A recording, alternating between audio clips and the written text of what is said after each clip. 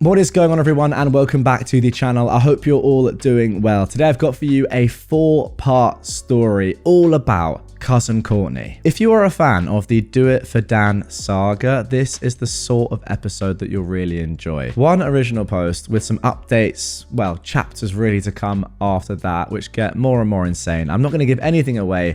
Without further ado, sit back, relax, let's get into the first post. Entitled cousin wants me to pay for her wedding. Strap in and let me tell you about my entitled cousin and entitled aunt. We're going to call them Cousin Courtney and Aunt Ellen. My mother passed away a few years back. Being an only child whose father had passed a decade earlier, everything got left to me. This should surprise nobody, but it surprised Aunt Helen and her hellspawn Cousin Courtney. In fact, they thought it was horrifically unfair. My mother was mentally ill, untreated, and abusive. I was frequently low contact with her over the course of my adult life, and she often tried to make me feel bad about this by fawning over Cousin Courtney. Why? Well, who the heck knows? She was mentally ill. Trying to make sense of my late mother is not a productive activity. Before she passed, she'd often take Cousin Courtney on trips with her, because double occupancy isn't much more than going by yourself. Whatever, no skin off my nose. However, once she passed, Aunt Ellen got it in her head that Cousin Courtney should get a share of the estate so she could keep taking trips on my mother's dime. What? No. Hard no. This caused a good bit of fit-tossing and family strife. Cousin Courtney even tried to sue me in small claims for the cost of a trip my mother had been talking about taking her on before she passed. Cousin Courtney didn't show up to the court date and lost by default.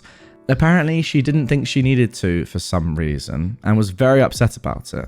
I wasn't real thrilled by the lost vacation day, so my sympathy was beyond limited. Anyway, I mostly ignore all this and roll on with my life. I'm used to crazy and ignoring it. Cut to last month. Aunt Ellen calls me to inform me that Cousin Courtney has gotten engaged. I make appropriate noises while thinking to myself, the poor sod has made a terrible mistake. Aunt Ellen then makes this bizarre comment about sending her a check. I'm all, what? Well, according to Aunt Ellen, my mother had promised Cousin Courtney money for her wedding should she ever get married. Now, this seems ridiculous to me on multiple fronts. I am not my mother. My mother gave many a rant on how foolish it was to waste down payment of a house level money on a wedding. She's a bit dead at this point, so whatever she promised died with her. I say no a lot and then stop answering calls and emails from this diseased branch of the family tree. Some backstory. Aunt Ellen and I already had bad blood about weddings. She uninvited me to a previous family wedding, then told everybody there I was a rude no-show. That's another whole shaggy dog story of insanity. My level of interest in writing her a large check for Cousin Courtney's wedding is somewhere below my interest in poking a nest of yellow jackets while naked, and the chances of it happening after the lawsuit are somewhere around my cats not yowling at the fridge when dinner's late. Let's also pause to acknowledge that the wedding plans are intense. We're talking a destination wedding at an expensive resort, multiple photographers, out-of-season flowers, designer everything, and so forth. Her idea of what she needs for a wedding approximates something they'd cover on one of those cable channels that has convinced people that $10,000 dresses are reasonable. My own wedding was extremely small because we prioritized paying off student loans. There's no reason anybody reasonable would think I'd buy into this level of Instagram dream wedding being necessary, but this community isn't about reasonable people. Cousin Courtney then lands on my doorstep. I foolishly let her in, and I hear her out. Mind you, this is an adult who is engaged to be married and a doctor in a particularly highly compensated speciality. She probably makes triple what I do unless she's being screwed by her employer. She doesn't know what to do. Aunt Ellen has cut her off. I can't fathom why Aunt Ellen would ever do this, so I'm a bit gobsmacked. Cousin Courtney has gotten everything she's ever requested in life by tossing tantrums until Aunt Ellen or her husband hand it over. Well, for once, Aunt Ellen has drawn the line. Apparently, Cousin Courtney planned the entire wedding without consulting Aunt Ellen, under the assumption she'd get as much money as her half-sister had for her wedding, the one I was uninvited from. Well, it turns out, no, that money had come from the other side of the family, and Cousin Courtney has to pay up or she'll lose her deposits. Aunt Ellen has refused to help, claiming she can't remortgage the house again. She's done it too many times already to buy things for cousin Courtney, and the money just isn't there. Oh my goodness. I mean, remortgaging your house to pay for random... I mean, I don't know what else you would pay for. To pay for a wedding, remortgaging a house? Just have a cheaper wedding. I want to know what else Aunt Ellen has remortgaged her house for to pay Courtney. That's just insane. Anyway, my position is that this is not my problem. But cousin Courtney has never budgeted in her life. She's got no idea how. Aunt Ellen is still kicking in money to her rent monthly so she can live in a safe building with a doorman. So I make a terrible mistake. See, I advise college students professionally. One of the modules I have is on financial planning. So I whip that baby out and I sit down with cousin Courtney to talk about how to set up a budget and save for her dream wedding. There's no way that she and her husband-to-be can't do this with their combined incomes if they buckle down and plan for it. This is where things get really nuts. Cousin Courtney's expenses are crazy. She lives on takeout and multiple caramel soy calorie bomb coffee drinks a day. She needs those because her work as a doctor is so stressful. She has a country club membership that costs $1,000 a month, most of which is a food minimum at the restaurant. She can't cancel that. The initiation fee was a graduation present. She'd have to pay it again to rejoin, and where would she golf? It's members only, and the closest to her hospital. Don't I know she has to be nearby when she's on call? Her cable internet bill is absurd, as she gets every channel, and the highest speed, even though she's rarely home. She needs those because, well, even she can't explain that one. She just needs it, and she's not cancelling one bit of it. What if she wants to watch something? The real kicker is her cell phone plan. It's an absurd unlimited plan that's priced higher than current rates with her carrier. All she's got to do to save herself some money each month is call them up and switch to the new plan. She won't do it though. Why? Well, Mummy always deals with her cell plan. She hates calling customer service people. She hates being on hold. It's just not that much money, and she can't ask Mummy to do it because she's not talking to Mummy since she got cut off. Really? Yes, really. Oh my goodness me. I mean, to be fair, this just gives me a reminder to really go through my own personal expenses and check that I'm not paying silly subscriptions for things I don't even use. I've seen loads of like TikToks and shorts about this. I need to check it myself. Now, I'm not doing stuff like cousin Courtney, let me tell you that. But I should check nonetheless, and maybe some of you guys should do as well. And also, I've got to say, this is the problem with just giving your kid everything they want. They have no need to ever budget because you're remortgaging your house to pay for their stuff. And it's gonna, as we're seeing right here, bite them in the butt down the line. Anyway, let's get back to it. This is around where I realised that all she's done this entire time is whine about how expensive everything is and refuse to do anything constructive. Her reason for agreeing to go through this budgeting exercise was to show me how poor she is and how much she needs me to cough up the money for her wedding. My motive was to get her to finally do a bit of adulting. She was decidedly uninterested in that. You can't help somebody who won't help themselves. It's just not possible.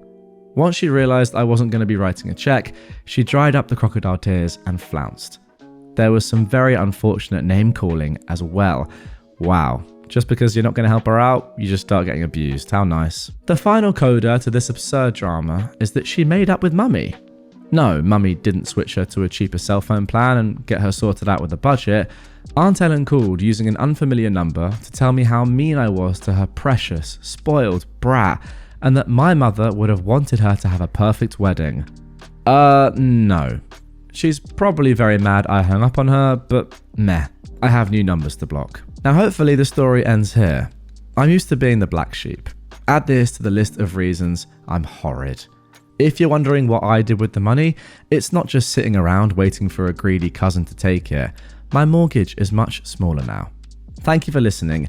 I needed to get that out of my system. Okay, so there we have it for the first post. Now, as you guys know, that is not the end of things. There are 3 more posts to come, but I have to say, just off the bat, I'm just going to back up what I said while I was reading that there. This is why you don't spoil your kids, because they end up like this. They have no concept of money, of like worth, of anything really, I suppose. and they're just going to be in massive trouble. Eventually, you're going to have to do what Aunt Ellen's done and, I suppose, like, cut them off. But then she's gone back anyway because obviously she has, and the same cycle is just going to continue forever, it seems. It's insane. Anyway, let's get into the second post and see what happened next. Cousin Courtney's wedding is off. Right, so here is an update on the post where my cousin Courtney and Aunt Ellen, for some reason, think my late mother's estate money should pay for cousin Courtney's wedding. I said no, no, no. Now, that post was long. This is short and sweet. The wedding is off. The, quote, happy couple thought so much about the wedding plans, they've broken up. I'm still the black sheep, but I'm giggling. Edited to add, talked to the gossip monger uncle last night. Hubby-to-be fled. The story goes that they've been fighting about the wedding costs for some time, and a big payment was due on the venue. They had to pay up or lose their initial deposit and booking. She wanted to pay without any idea where they were getting the rest. He wanted to cut their losses and lose the deposit. It all came to a big ugly head, and he ended things entirely because she wouldn't back down. Hopefully they stay broken up. I'm told they've broken up a few times before, so no guarantee this one sticks. Well, as you guys know, that's not going to be the end of the story. There is another update coming. It's worth me mentioning as well that the original post was posted in 2019 on September the 17th. That little update was posted on October the 5th, so just a couple of weeks afterwards they'd broken up. Now we are jumping a year ahead into the future. This post, titled She's Back, Cousin Courtney, came on June the 17th, 2020. For those who have followed the saga of Cousin Courtney and her dimwit parents, I regret to inform you, she was briefly back in my life and as absurd as ever. So it was a work day, and I was waiting for a Zoom meeting with my intern. Yay, social distancing. I've never even met her in person, but my intern is still awesome. She instant messages me she's having trouble connecting and to hang on while she tries some things. The little joys of everybody working from home are truly without number. Goodness me. I know it's like 5 years on from this time now, but it makes me sort of shiver thinking back to this time. Although I would also say, a bit of a tangent here, that there are some huge benefits to working from home on a sort of health basis. Anyway, I've lost track of what we're doing. Let's carry on. An unfamiliar account pops up in my personal room waiting room, which sadly my workplace makes really easy to find. So I assume it's my intern trying from some other account she has. Big mistake. Up pops the window, and there is cousin Courtney with a big smile on her face, acting like we're somehow speaking. Now, you're probably going to tell me I should have instantly booted her, and you'd be right. I should have. Boredom and curiosity got the better of me though, and I knew that getting rid of her was only a click or two away. She flat out pretended we were on great terms and started making socially awkward small talk. I humoured this for a bit before asking her why she'd contact me. Well, her parents are having their 50th wedding anniversary coming up soon, and she wants to do something special for them. Sure. They've always wanted to go on a cruise, and she wants to send them on one. Let's pause for a moment to note that we're in the middle of a pandemic, they're in their late 70s, and this self-centered brat is a doctor. She wants to put them on a cruise ship? Is she looking to get her inheritance faster? Okay, back to the story. That also gives me some memory throwbacks to shocking stories about cruises during COVID. So she starts blathering on about the cruise she's picked out, how amazing it will be, dream come true, and blah blah blah rainbows. Okay, sure, well, what does this have to do with me? Well, she knows things have been tense between us, and she thinks that my donating to the cruise would be a great way to reconcile. Hold up, Buttercup. Reconcile? Who in their right mind thinks I want that? You're on my work Zoom because I literally have you and them blocked everywhere else, and you expect me to donate to a cruise? Yeah, she really did. That way we could be family again. Long sales pitch of nonsense. Sure, she wanted $2,000 from me to fund this. Even worse, she mentioned others she'd been asking to donate, and includes her half-sister in the list. Her half-sister was laid off in March because she works in an industry shut down by the pandemic and has 2 kids she's desperately trying to support. Asking me is a pointless waste of time. Asking her half-sister, though, is downright cruel. I told her this flat out. She whined a lot about how I just don't understand what it means to be married. Sorry, hubby, you apparently don't count. And how important celebrating that is. Wait, so she doesn't even realize that you're married? How dumb is this woman? Around when she was working herself up into tears, my intern managed to send me a connection request. I was very firm that I wouldn't be donating. I asked her not to contact me at work ever again. I hung up on cousin Courtney and then had a lovely chat with my intern. I was admittedly a little baffled by cousin Courtney even wanting to give her parents an expensive gift. She's never been known for being generous. Since it's a pandemic and I'm bored, I decided to call my gossip monger uncle, who always knows everything, and ask what he knew about this. Other than the gossip, by the way, he's pretty great, just have to keep him on an info diet. It turns out she was soliciting the whole family for donations, and she was planning on going on the cruise with them. Worse, since she lost so much money in deposits when she cancelled her wedding, and something I didn't totally get involving an abandoned lease with a now ex since they're broken up, her gift was going to be planning everything. Everybody else donating was doing the paying for her dream cruise vacation with her parents. Suddenly, the world makes perfect sense. I'd also like to report there's no way to block people on Zoom, and my workplace basically publishes our personal room links. This seems sub-ideal. If you are in a similar situation, turn on your waiting room by default and be careful out there. I mean, to be fair, that is actually what I do. I always turn waiting room on, but really? You can't block anyone on Zoom? That is kind of weird, but not really as weird as what cousin Courtney has just requested. Anyway, there is one final update to come in this story, thankfully, because I mean, I wanted even more. I want to know what happens on this cruise, or whether the cruise even goes ahead at all. We're now jumping a few months ahead, October 2020. Last we heard from cousin Courtney, she was trying to pull together a 50th wedding anniversary cruise for her parents and her, and make me pay for a large chunk of it. I wasn't down with that. She whined a lot about family and how important it is to celebrate a marriage that lasted this long. I blew her off. Well, hold on to your hats and glasses. Aunt Ellen and Uncle Dimwit aren't legally married to each other, anyhow.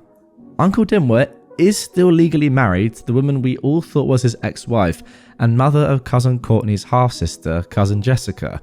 Yep, you read that right. They are having a 50th anniversary of having held a ceremony that was not a legal wedding, and the groom, in quotes, is still to this day married to his ex-wife. What is going on with this family, man?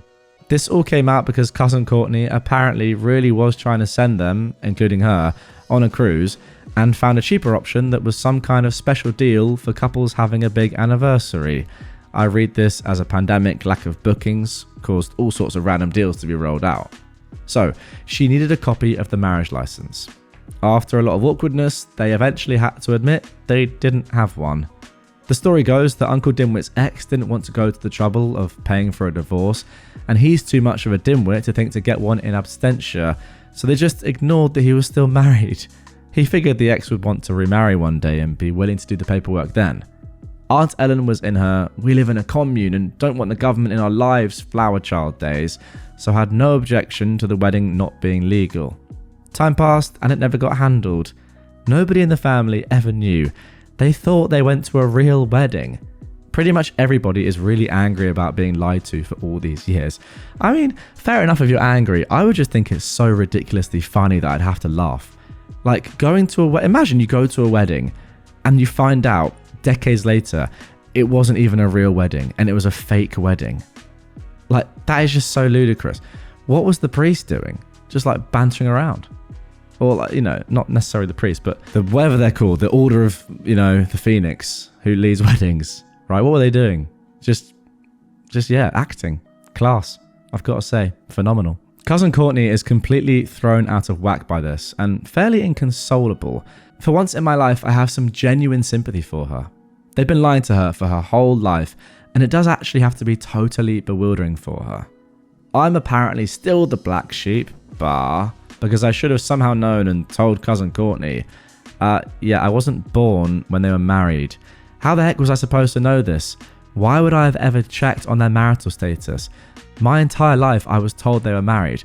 I saw wedding pictures.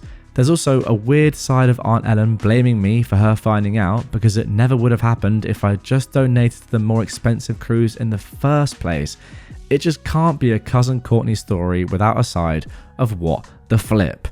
Also, nobody was married. Also, nobody was born when they got married because they haven't got married. You know? It just didn't happen. Luckily, I've successfully ducked Cousin Courtney and the rest having drama about all of this. I only know they're mad from emails I'm not replying to and chats with gossipmonger uncle. This is the plan going forward. Do not engage with crazy. Am I absolutely horrible for laughing my butt off here? There we go, finally. Someone actually laughing at this, as you should. No, of course you're not horrible. Aunt Ellen has been so holier than thou and self-righteous at me about everything my entire life, and she's been lying about her marital status since before I was born. I mean, that is just brilliant. Like, as I said before OP even asked if they were right about laughing or not, that is just so ridiculously stupid and funny. I don't think I've ever heard a story like that before where someone has just completely lied about being married and everyone seemed alright with it at the time, at least the two people involved, but down the line it's come back to bite them. That's just so good. Like, what a ridiculous thing. Oh, it's fine. I'm sure my ex will want to remarry at some point and she'll do the divorce papers then. Yeah, imagine also explaining that to your wife-to-be or, like, you know, your fiance, that actually we can't get married because I'm still married to my ex. And I've got no plans, by the way, of ever divorcing her because I can't be bothered and neither can she. Like, it's insane, but I expect nothing less from this crazy family. My one question is, how did Cousin Courtney get through medical school? How is she a doctor? Because she sounds so dumb that she's got like no common sense in her life at all. That I don't know what sort of doctor she is, but if she was, you know, involved in my health or like an operation that I was going through, I think I would just like have to say, well, I'm gonna die because I've got the most stupid doctor of all time working on me.